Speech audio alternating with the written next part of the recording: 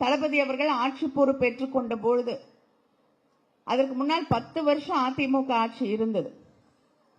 அங்கே ஆட்சி எப்படி நடந்ததுன்னு நமக்கு தெரியும்.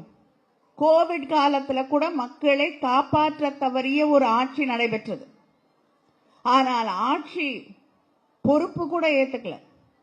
நம்முடைய முதலமைச்சர் அண்ணன் தளபதி அவர்கள் பொறுப்பு கூட ஏத்துக்கல.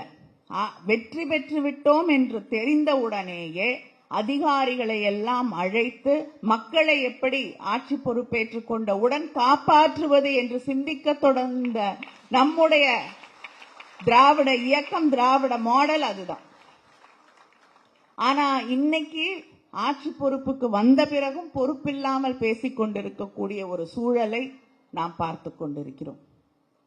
எதுவா இருந்தாலும் எந்த இன்னைக்கு சிங்கப்பெண் படை என்று இருந்த ஒன்றை புதுசா பேர் எல்லாரும் சொன்னாங்கல்ல, காப்பி பேஸ்ட் ஸ்டிக்கர், என்ன கிட்டத்தட்ட எந்த திட்டம் இருக்குன்னே தெரிய மாட்டேங்குது. உங்களுக்கு தெரிஞ்சாதானே நம்ம புதுசா பண்றோமா இல்லையான்னு உங்களுக்கு தெரியும். முதலாக பெண்களை காவல்துறையிலே கொண்டு வந்தது தலைவர் கலைஞர் அவர்கள்.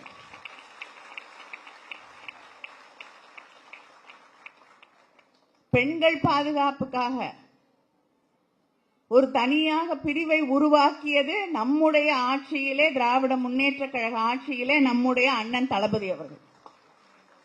இன்னைக்கு புதுசா பேரு கொடுத்து யூனிஃபார்ம் கொடுத்தீங்கன்னா அது புது திட்டமா மாறிடுமா? ஆனால் சரி பரவாயில்ல, நீங்க என்ன வேணாலும் பண்ணுங்க, அதை பத்தி எந்த பிரச்சனையும் கிடையாது. நீங்க புதுசா பேர் வைங்க. ஆனா பெண்களை தயவு செய்து இந்த ஆட்சியிலே அவர்களுக்கு பாதுகாப்பை எதை சொல்லி ஆட்சிக்கு வந்தீங்களோ அதை செய்யுங்க. வருத்தப்படலாம். எத்தனையோ திட்டங்களை நம்முடைய முதலமைச்சர் அண்ணன் தளபதி அவர்கள் உருவாக்கி தந்திருக்கிறார்கள். அந்த திட்டங்கள் எல்லாம் தொடருமா என்ற கவலை அத்தனை பேருக்கும் இருக்கிறது. அது நமக்கும் இருக்கு, ஓட்டு போட்டவங்களுக்கும் இருக்கு. போட்டுட்டோம். சில பேர் ஒரு ஓட்டு தானே நினைச்சு போட்டேன்னு சொல்றவங்க கூட இருக்காங்க. அது எப்படி இப்படி நினைச்சு போட்டாங்கன்னு எனக்கு தெரியல. ஆனா நான் போட்டுட்டேன்.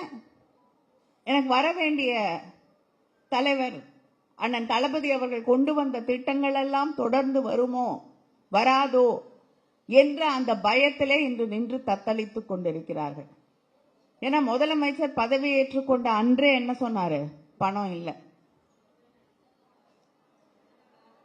அதனால முதல்லயே அதுக்கான ஒரு தளத்தை உருவாக்கி விடுகிறார்கள். இப்ப எது கேட்டாலும் தலைவர் கலைஞர் அவர்கள் சொல்லுவார்கள், சில நேரம் எதிர்கட்சியோடைய விமர்சனம் இருந்த பொழுது எது நடந்தாலும் அது என் மேலதான் பழி வரும்.